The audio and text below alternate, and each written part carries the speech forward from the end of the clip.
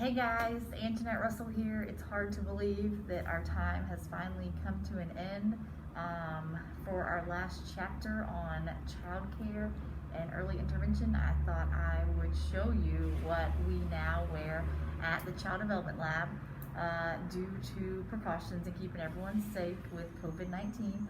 We have these fancy clear masks that you can see my whole face. Super exciting. These are really nice in the fact that they don't fog up like other masks.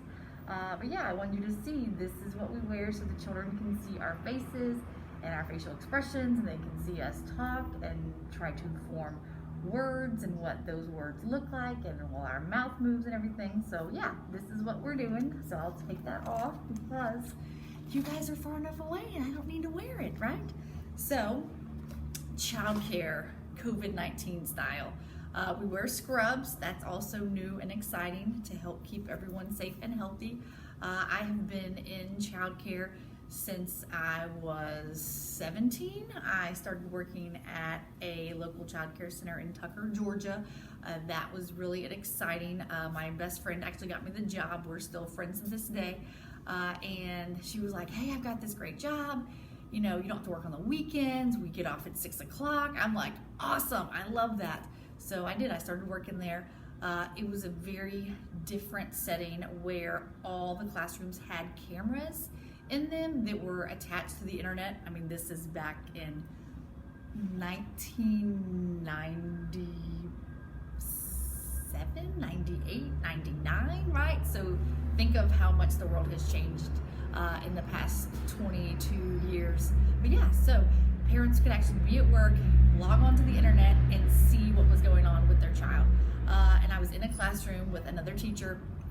She was actually in charge of changing all the diapers, and I had these, 16 children that were all running around doing crazy things because I didn't know what I was doing. I was 17 years old, and the classroom phone rings and I pick it up and it's this mom, and she's like, hey, I just want you to know my son has been over there in the corner for like 20 minutes and I think he's had a bowel movement. And I was like, oh no. First of all, I felt bad that her son had been in the corner for 20 minutes and I didn't realize it because I was watching all these other children.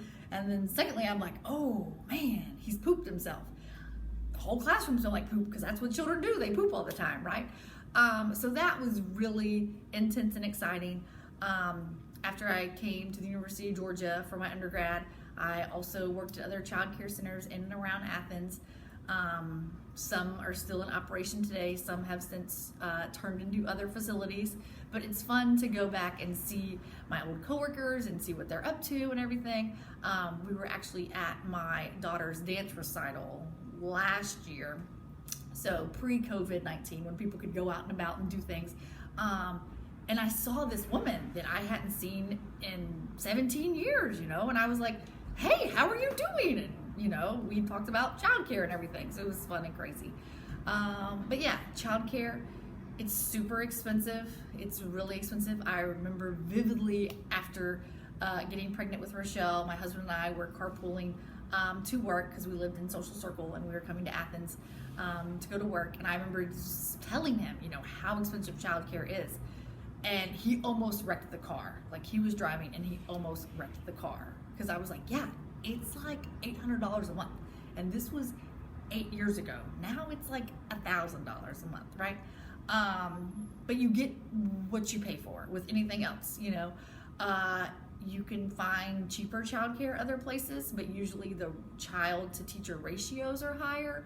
And those teachers also don't necessarily have the high education that the teachers do at the CDL, with all lead teachers being required to have a bachelor's degree in early childhood, human development, and family science, something to that effect. So just keep that in mind when you do happen to get pregnant and then are looking for a childcare option so that you can go to work. And also another thing that's really important is maternity leave. I know it talked a little bit about that in the chapter.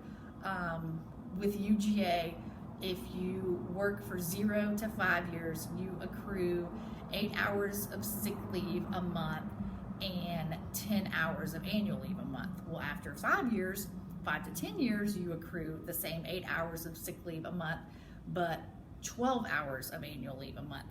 And then after 10 years, it's 8 hours of sick leave and 14 hours of annual leave.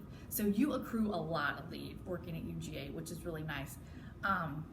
So luckily with both of my children, I was able to take leave and I got paid the entire time because I had saved up my leave. Like, I knew I wanted to have a child, I gotta save up my leave, I gotta be very smart about it.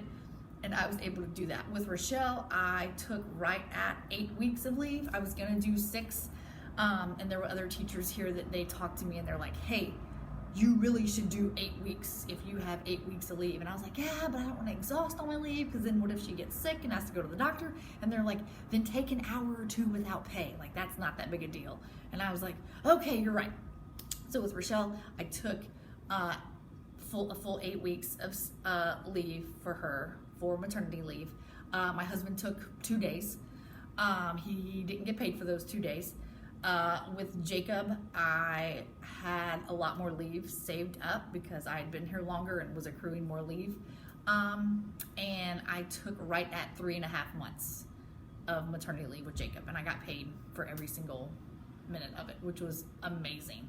It's nice to be at home with your newborn baby and not having to stress about money and finances and how are we going to pay the bills, right? Because even though you have a child, you still have to pay the mortgage payment, you still have to put gas in your car, you still have to buy food and put food on the table. So yeah, just keep those things in mind when you do go to look for a job and you know, hey, I might get pregnant this year. What's their maternity leave like? So my coworker, Miss Stephanie, who is very much so pregnant, she's due December 11th. We're super excited about this. I was talking with her and she said her husband gets 8 weeks of paid maternity leave at his job for paternity leave, paternity leave. And I was like, what? That's amazing. She goes, yes, that's why he works there, right? So sometimes when you go to apply for a job, feel free to ask those types of questions, right? What kind of paid paternity leave is provided? What kind of paid maternity leave is provided? Is there any sick leave that's provided, right? Don't be afraid to ask those questions, right? You want to know what your options are, right? And be smart about that stuff. So when I had Rochelle, after my leave was up and I came back to work, my mom was able to watch her, which was really amazing. Just to have that transition from her being with me 24/7 to then her being with my mom. And my mom was really great, and it was really funny because we'd go and pick her up and she'd be like, we didn't do any tummy time today. I didn't want Rochelle to cry. She was gonna cry and I don't want her to cry, so we didn't do any tummy time. I'm like, that's okay, Mom, thank you for watching her, you know. And really I'm like, well, you gotta do tummy time at some point because it's really good for her. But we would do that when we got home, you know.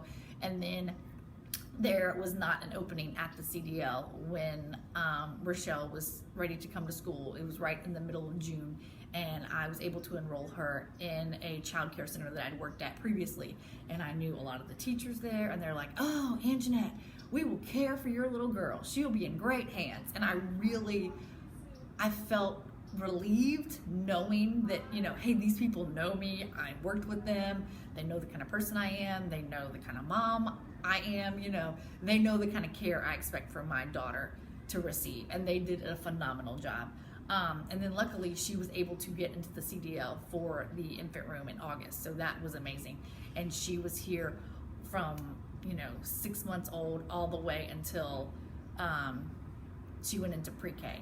Going into pre-K, Jackson County Schools, she cried a lot, right? 'Cause she'd always been with me. We went to school together, we went to work together, we were together all the time, right? And then she went into public school, which was a great public school. I love it. She had a hard time. She cried a lot every day for like 6 weeks. And I was like, she loves school, you know. And then she finally got into the swing of things and she was like, hey, this is great, I'm having a good time. But it took her a while. So that was kind of rocky, a little rocky road. When Jacob was here, we had a nanny for him the first 8 months of his life, right, before coming to the CDL. So I had him for 3 months at home, and then from January until right at July he had a nanny, and then we found out in June that the nanny was moving, and we were like, what are we gonna do? Luckily they had an opening in the infant room, so they kind of snuck him in under the radar, and we were able to do that, and that was amazing. And I was like, thank you so much for allowing him to come early. The teachers really made it happen, and that was phenomenal. And then he started full-time in the infant room in August with all his friends, and they are now in the preschool classroom together, which blows my mind that, you know, time flies that fast, and that's where they are.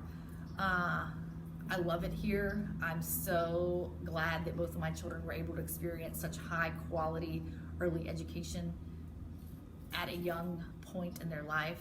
It definitely helps shape the kind of person they are, their mentality, all the things. You know, the other day, Jacob did this to Rochelle, and I was like, what is he doing, you know? And I knew what he was doing, and Rochelle's like, what is that? And he goes, this means wait in sign language, don't you know? And I'm thinking back like, yes, Rochelle knew that when she was a year old, that this meant wait, but now that she's 7, you know, we don't use as much sign language anymore. She has since forgotten, but Jacob was so proud that he was able to teach his sister, you know, that this means wait in sign language. So yeah, just the amazing things that they learn and the peer relationships that they have.